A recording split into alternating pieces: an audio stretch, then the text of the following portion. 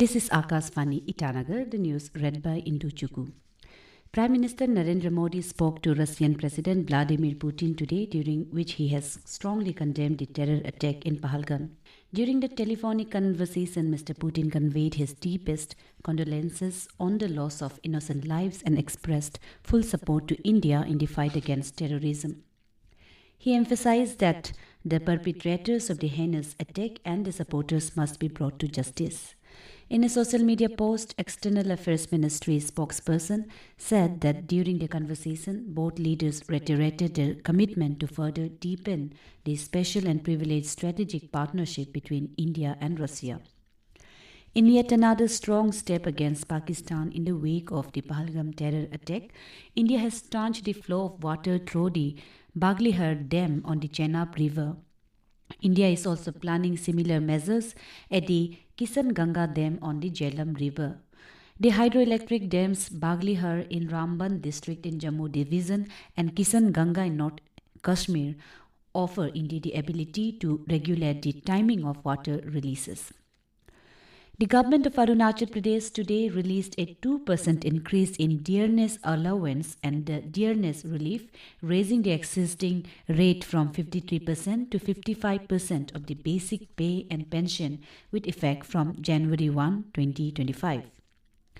This enhancement will benefit all India Services officers serving or posted under the state government, central government employees on deputation to the government of Arunachal Pradesh, state government employees as well as pensioners and family members.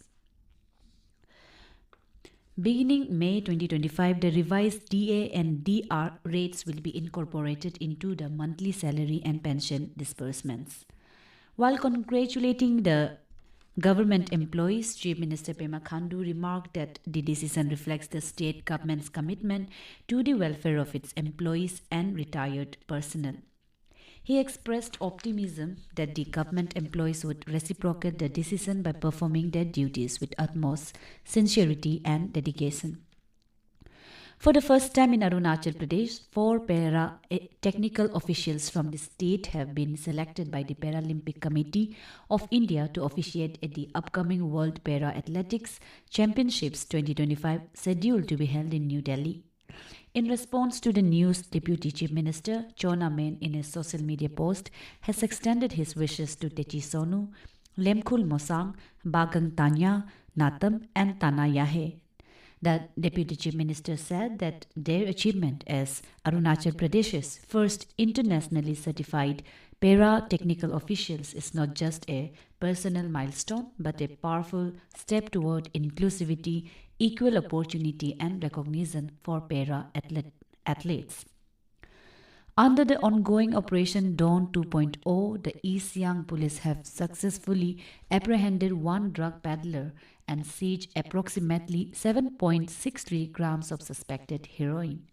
Acting on credible intelligence, the drug peddler was apprehended near Raksin petrol pump.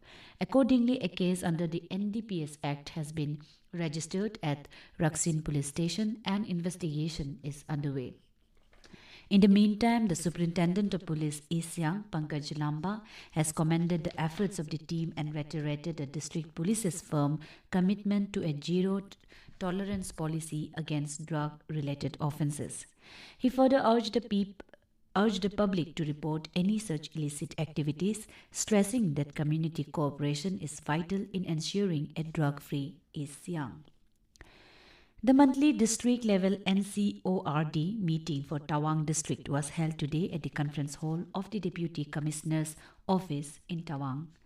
The meeting, chaired by Deputy Commissioner in charge Sangye Wangmo Mosobi, witnessed active participation from the Superintendent of Police, Deputy SP, Superintendent of Narcotics and other officials. While addressing the gathering, the SP briefed the attendees about the recently concluded state-level NCORD meeting chaired by the Chief Secretary and highlighted the key directives and responsibilities assigned to the districts.